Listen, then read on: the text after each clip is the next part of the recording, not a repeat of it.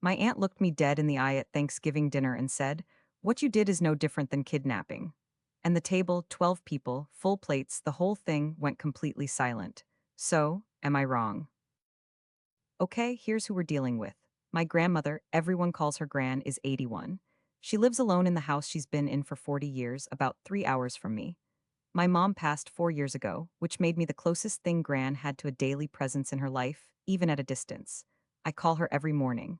I'm the one who drove up when she fell in the backyard last spring. I'm the one who sat in the ER with her for 6 hours while my Aunt Renata, mom's sister, texted keep me posted from her lake house 2 states away. My uncle Dennis, grandson, lives 40 minutes from her. 40 minutes. And he sees her maybe 5 times a year. So when I say I'm the one who's been handling things, I'm not being dramatic. I have the receipts. Literally, I've been quietly covering her pharmacy copays for 2 years because she kept skipping medications to save money and nobody else noticed. Gran's house is big, old, and increasingly a hazard. The stairs are steep. The bathroom has no grab bars. Last winter, she left the stove on twice. She told me both times like it was funny, like, oh, silly me. It wasn't funny.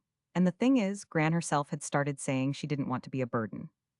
She'd mention, almost in passing, that maybe it would be nice to be somewhere with more going on. That's Gran's way of saying she's lonely and scared and doesn't want to admit it.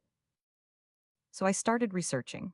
There's a senior living community about 15 minutes from my apartment, not a nursing home, an independent living place with its own dining hall, activities, a garden, the whole thing. I toured it. I thought it was genuinely wonderful. And then I made my mistake, or what everyone decided was my mistake. I took Gran to see it without telling Renata or Dennis first. Gran loved it. I mean, her face lit up in a way I hadn't seen in years. She asked the staff about the Thursday card games. She asked if she could bring her own furniture. On the drive home, she said, I think I'd like to try it. So I put down a deposit, a refundable one. I want to be clear about that, and we started talking logistics. I told Gran I'd handle the conversation with the family. She said, oh, they'll fuss, just wait. And she was right. I called Dennis first. He picked up on the third ring, and within about 90 seconds, he was not calm. You went behind our backs. That's the phrase he kept using. I said, Dennis, I took her to look at a place. She's 81, she's a grown woman, she can go look at things. He said, that's not the point and you know it. And honestly, I could see what he meant, a little. The family had never had a formal conversation about Gran's future. I'd skipped that conversation entirely and just acted. Renata called me an hour after Dennis. She was more controlled, which was somehow worse. She said very slowly, we are her family too. We had a right to be part of this decision. I told her I'd tried to bring it up after the ER visit last spring and she'd said, let's not catastrophize. She said that was different. I said, how? She didn't answer that. What she did say was that she and Dennis wanted Gran to move closer to Dennis, to stay near the house she'd lived in for 40 years, near her church and her friends.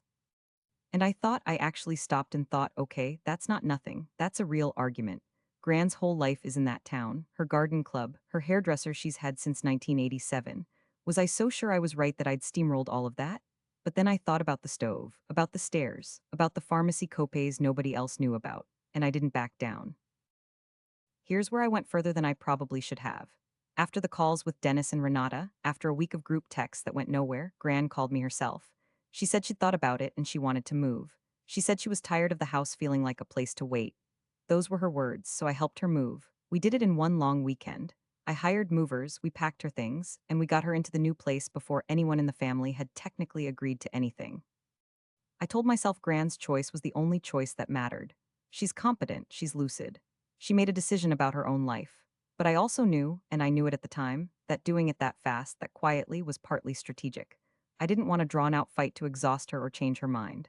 So yeah, I moved my grandmother across the state with her full participation and her enthusiastic consent, and I did it in a way specifically designed to make it hard to undo.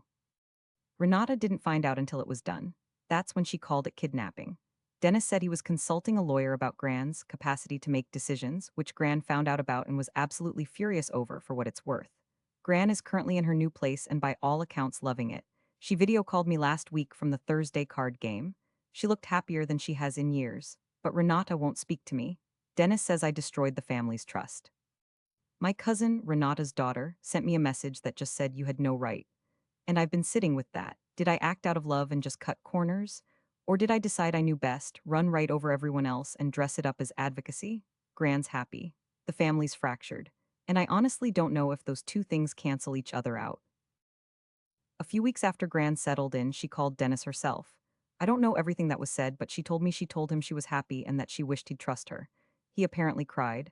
They're talking again, him and Gran, me and Dennis still icy. Renata's Christmas card list gone. And at Thanksgiving, yeah, the kidnapping comment, I just sat there.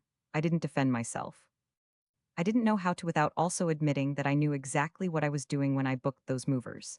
So, my grandmother is safe, she's happy, and she made her own choice. And I bulldozed a process that maybe wasn't mine to bulldoze, even if the outcome looks okay right now. Am I the problem here? Honestly, though, what would you have done? Comment below.